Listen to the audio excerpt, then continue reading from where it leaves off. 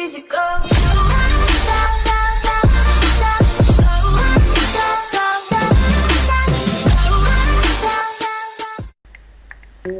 The Avengers Endgame Ending Explained. Heroes don't trade lives. That's what Captain America believed before he ever went SHIELD to gauntlet against the Mad Titan Thanos in Avengers Infinity War. When the Vision offered his head to the chopping block, begging his teammates to obliterate the Mind Stone that birthed him into existence, the selfless super soldier refused the gesture. No. Leave that, needs of the many outweigh the needs of the few, philosophy to Star Trek. Here in the Marvel Cinematic Universe, the Avengers either find victory together or they go down swinging together. After all, Steve Rogers is the greatest generation.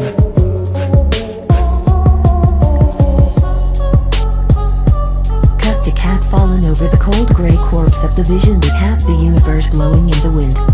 "Oh God," Rogers uttered. They went 10 rounds with Thanos, and the surviving heroes were left to contemplate all their noble, wrong choices. Everything Captain America believed before this moment delivered a catastrophic loss that every living life form is forced to reconcile. The good fight is alive. There are only winners and losers. A person must do whatever it takes to stay on top. The rules didn't result in their preferred outcome. So, the Avengers can no longer play by them. Steve Rogers may struggle with cheating, but Tony Stark delights in misdeeds.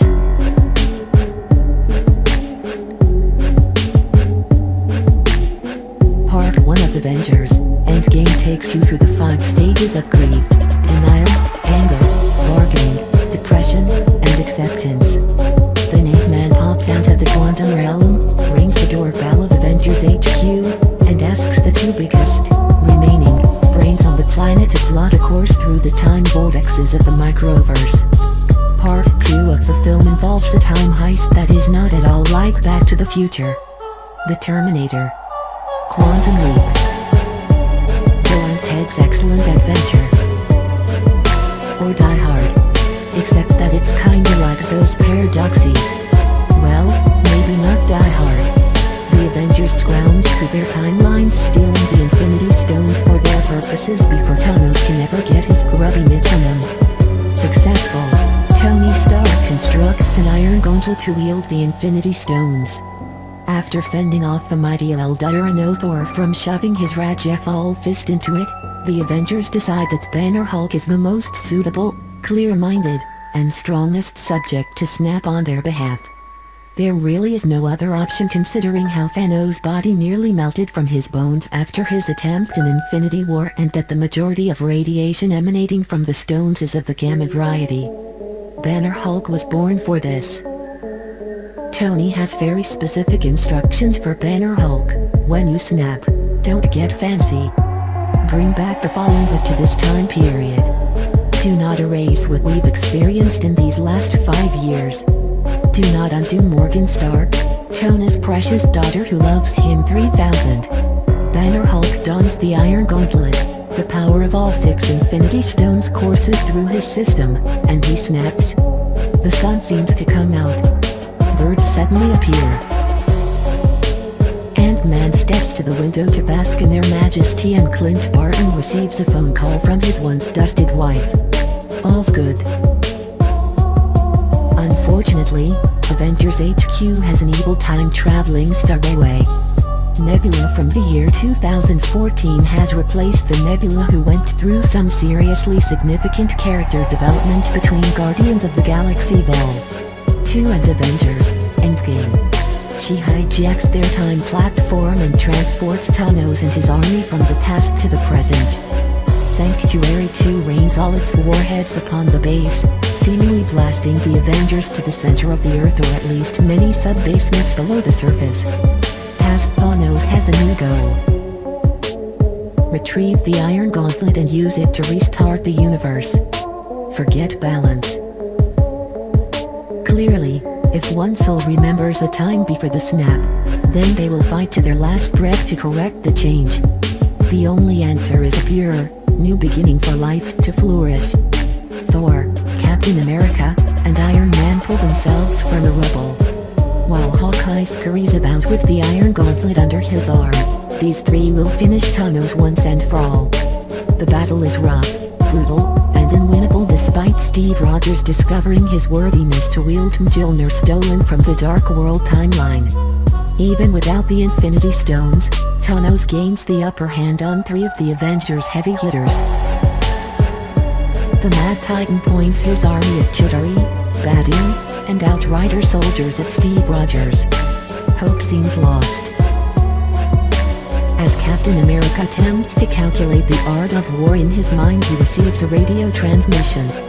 "On your left," says the newly resurrected Sam Wilson, calling back to their first encounter in Captain America, the Winter Soldier. Doctor Strange opens a portal and out steps T'Challa, Shuri, and Okoye. Captain America and Black Panther share a smile. Hundreds of other portals open up on the battlefield, delivering hundreds of re-energized combatants eager to square off against Thanos' horde. Everyone whom we saw turned to ash at the end of Infinity War strikes a pose, plus several other heroes like an armored Pepper Potts, a Pegasus-straddling Valkyrie, and squadrons of Ravagers, Sorcerers, Asgardians, and Wakandans. With so many soldiers on the field, the sole concern becomes the acquisition of the Iron Gauntlet.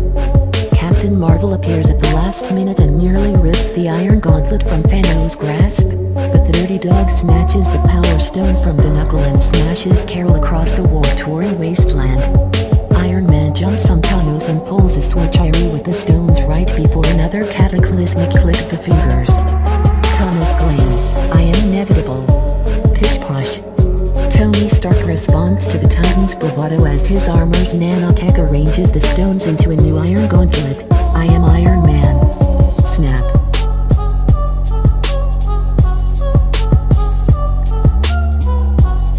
Boom. Whiteout. Thanos and his armies get a taste of their own medicine, fading into nothingness. Tony Stark's frail human body could not take the cosmic eruption of energy, and he readies himself for the end. War Machine is the first to arrive at his side, then comes Spider-Man, and finally, Pepper Potts has her last goodbye. She tells him not to worry. She tells him that they will be fine. Everyone will be fine. Tony Stark ends his life on the sacrifice play. On the lake by their home, Pepper holds a funeral for her husband. She lays a wreath out on the water, at the center of which is the memento she made from the first meteor reactor that saved his life in the cave. Tony Stark had a heart.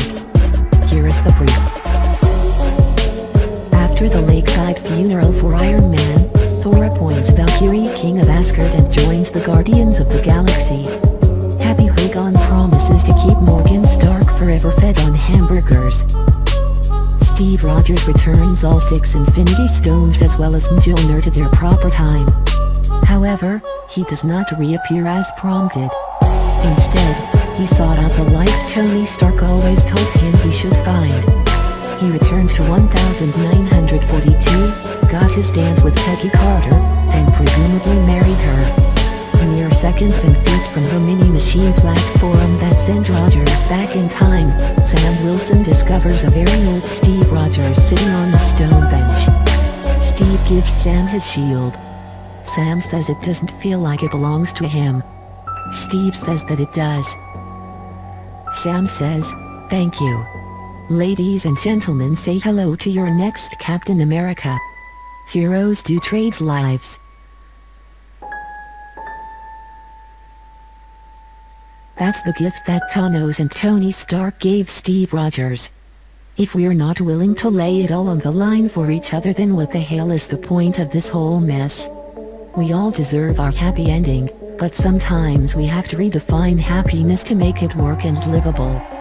The greatest joy we reserve for the ones we cherish the most, and there is no loss in dying to secure that love.